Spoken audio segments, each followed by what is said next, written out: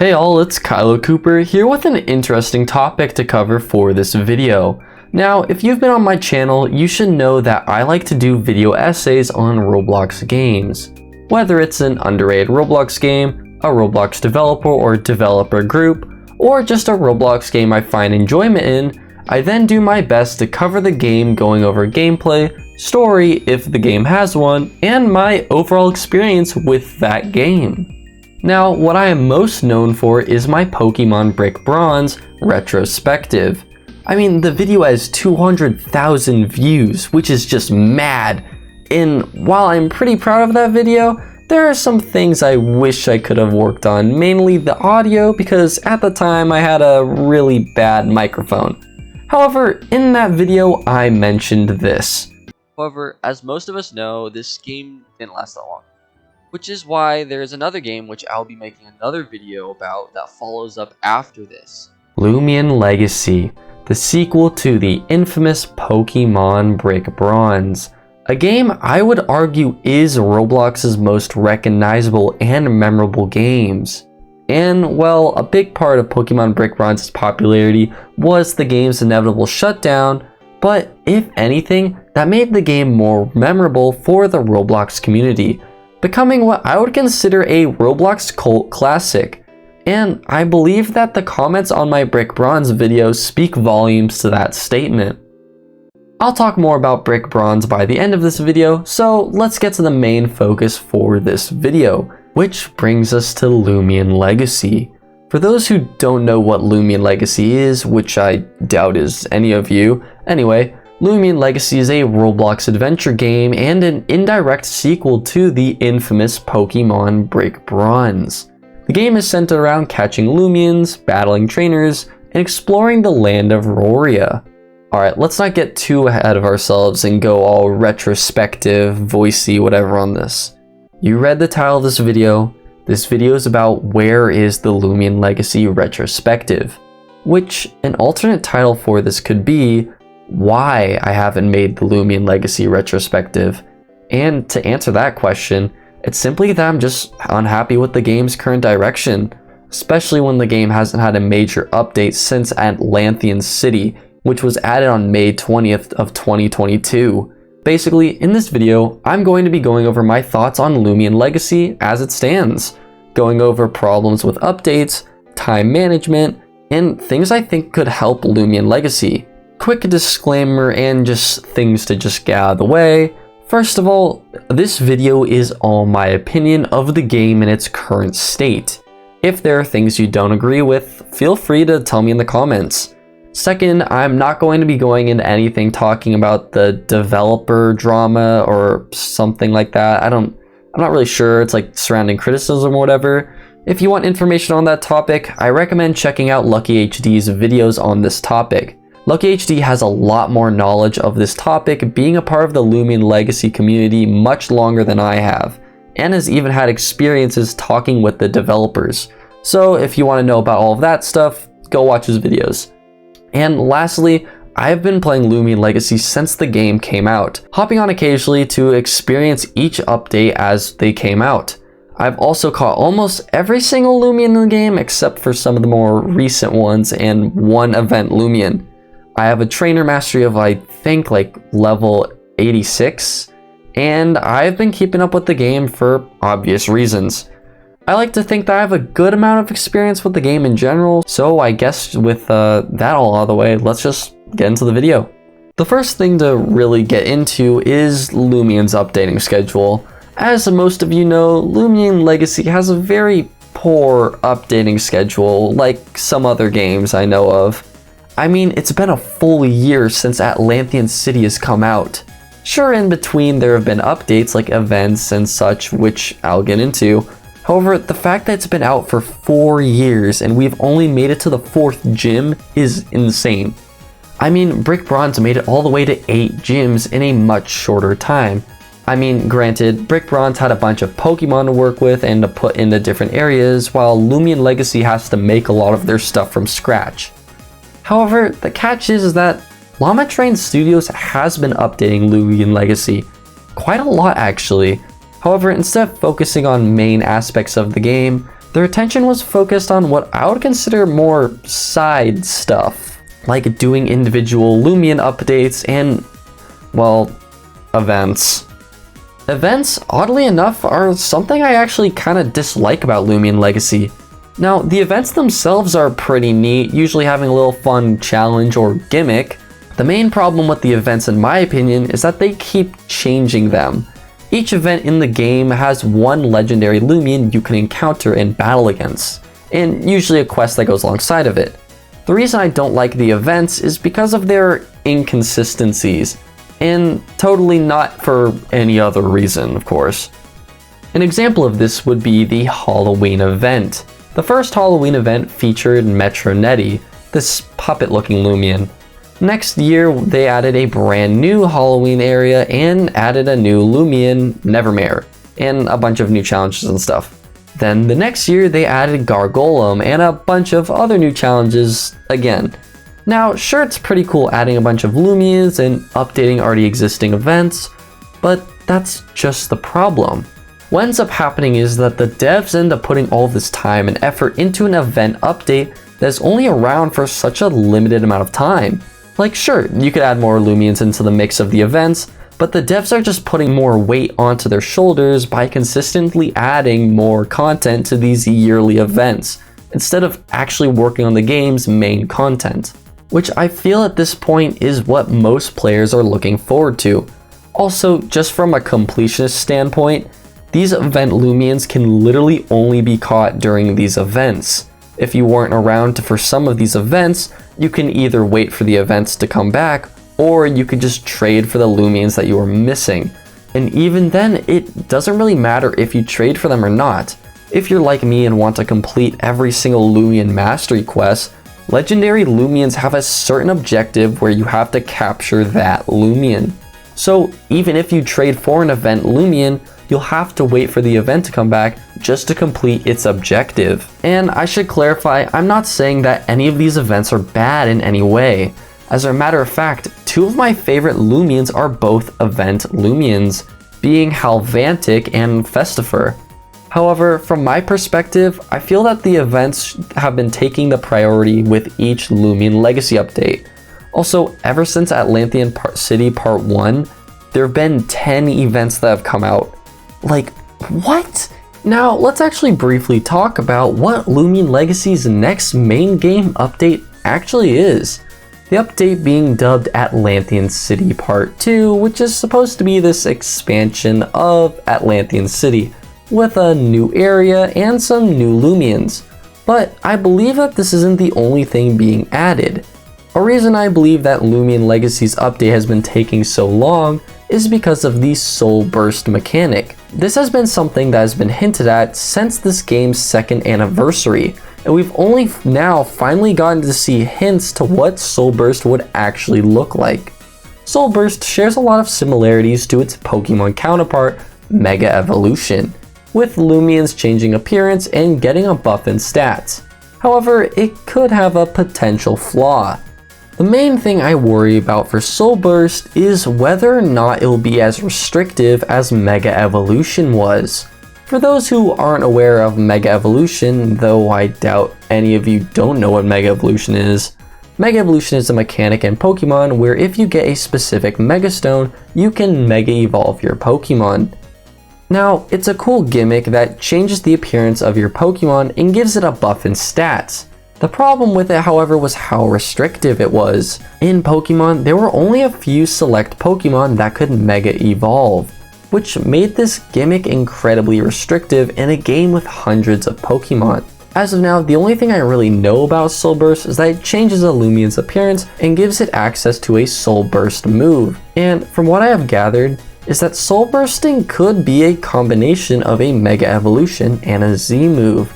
For certain Loomians, when you SOULBURST a Loomian, they would change appearance like Stratosaur, or maybe when you SOULBURST a different Loomian, maybe it won't change its appearance. However, they would both keep the SOULBURST special move.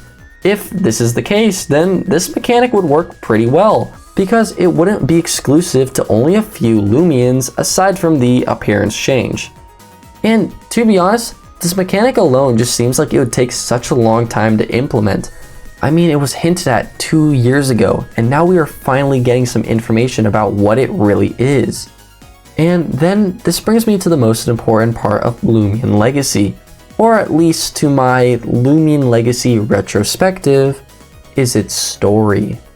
Now, everything I've gone over to this point has been things related to updating and gameplay and mechanics. So let's actually talk about a major element in Loomian Legacy, that being Loomian Legacy's story.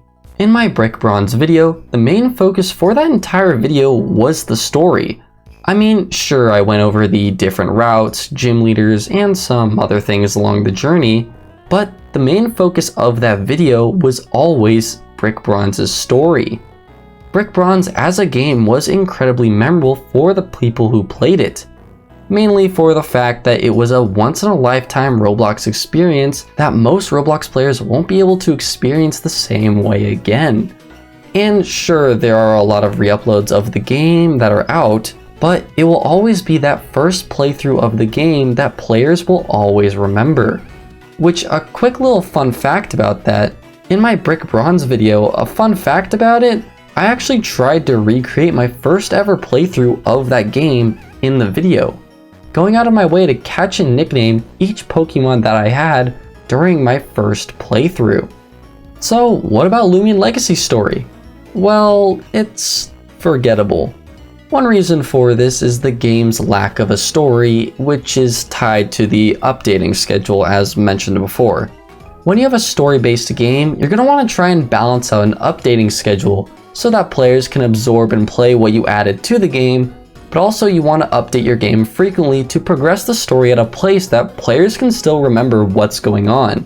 Because what ends up happening is players will play through the update, go through the story for a little bit, and then once they're all caught up, they'll just move on, catch a bunch of Loomians, level up, and then they just kind of sit there and wait for the next update to come out. Like, this wouldn't be a problem if you were doing a full playthrough of the game from start to finish, which is how these games are kind of meant to be played. But the thing is, Loomian Legacy players are already caught up with everything in the game, and are kind of just in this weird limbo state, waiting for the game to update. Maybe a way to work around this would be to add multiple save files. This might help somebody out who wants to just replay the game without losing all of their progress on the slot they've played through the entire game on. Because right now, the only way to really replay it without losing all of your progress is to just make another Roblox account. But if you were to add save files, this way the player could re-experience the entire game from start to finish, going through story and revisiting different things without having to look it up on like a wiki or something like that.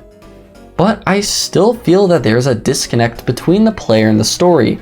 And now, sure, Brick Bronze did have this same problem, but when that game updated, it added to its world and its story.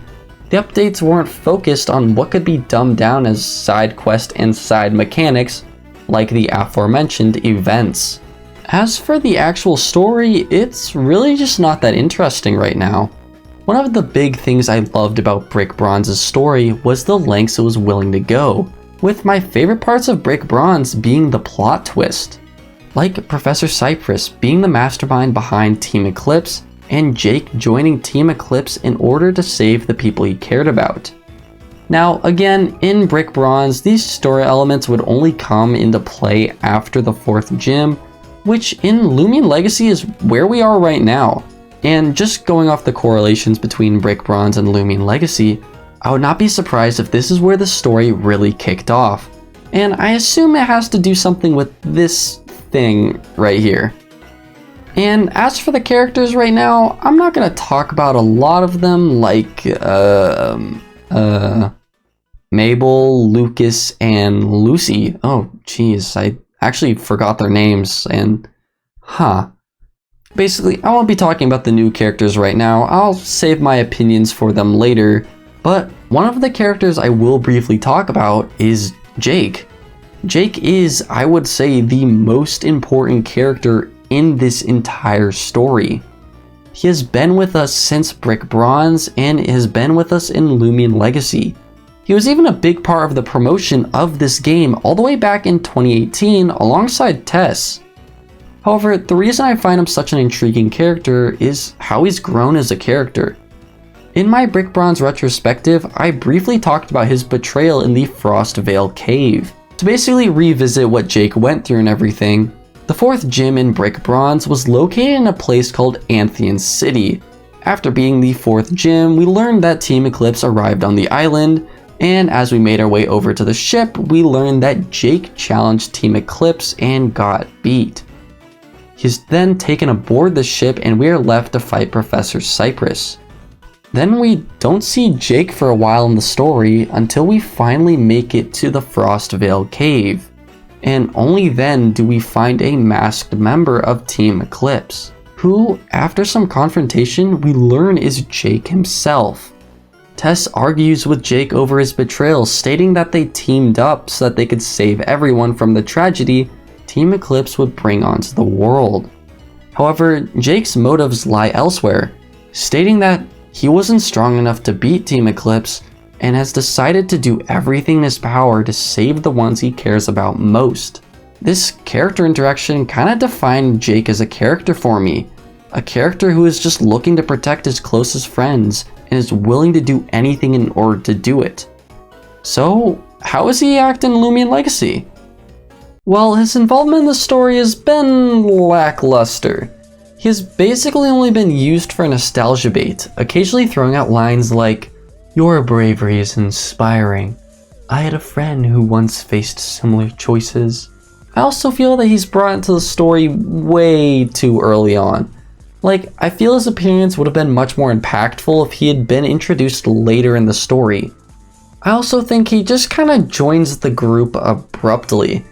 Like, I feel that he as a character would be more focused on trying to get home than hang out with a bunch of random people. Like, I think that's what the devs were starting to do with Jake, where they would just have him occasionally run into the player as Jake is trying to find a new method to get home. But now he's just one of the boys.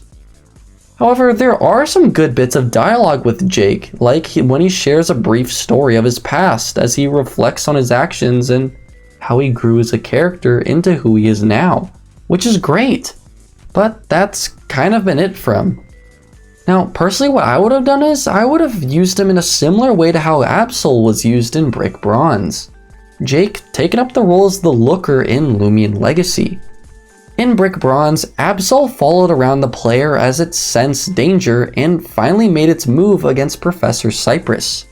Having Jake do something similar would work pretty well, considering he actually met the looker in Brick Bronze. This way, his appearances would be brief instances of him watching over the player, all leading up to a part where he would have to intervene and help the player against a powerful enemy. But what's done is done, and he's just joined the squad. However, there is a lot of potential with a different character from the Brick Bronze universe, that being Professor Cypress. Something I just want everyone to remember is that Professor Cypress and the Team Eclipse admins, like Jake, are in the world of Loomian Legacy. And if there's one person to make an impact on not only the story but Jake as a character, it's Professor Cypress. Now, just to recap on Professor Cypress in general, Professor Cypress's motives were led by his love for Pokemon. Professor Cypress wanted to create a world where Pokemon would be free from their trainers, believing that Pokemon and trainers could not get along. Professor Cypress then created Team Eclipse in order to find powerful legendary Pokemon to create a new world. This is where the Pokemon Hoopa comes into play. At the end of Brick Bronze, he summons Hoopa and stated this: "It's the power to travel to other worlds, the power to control right and wrong, the power to become the creator of my own reality." And when he is asking Hoopa to summon the portal to the new realm, he specifically says this: "Hoopa, it is I who have awoken you this day. Grant my wish, that I may discover a pure world in need of ruling." Now, this is where things get interesting, as in Loomian Legacy, there is a lot of light and dark symbolism, with one of the main aspects of the story being the corrupted Loomians that you encounter along your journey.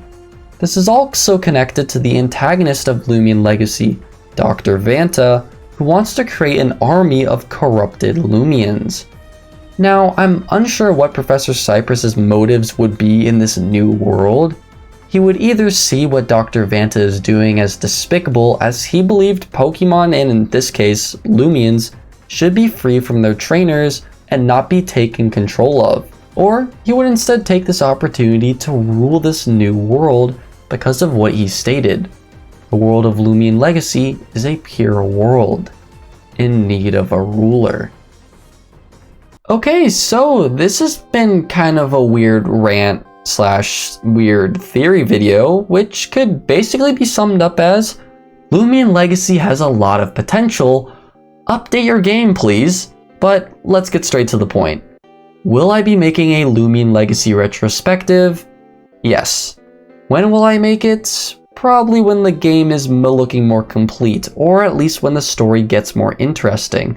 Because what we have right now is this really amazing world, full of so many remarkable creatures and references, but it just grows at a slow pace. And I'm willing to wait for it. It's just that I feel that the developers have completely forgotten that their game is a story-based RPG, not a simulator. Loomian Legacy cannot survive with these small content updates that don't progress the main game in any way. Basically, do I believe that Loomian Legacy can make a comeback? Absolutely. Do I think it will happen anytime soon?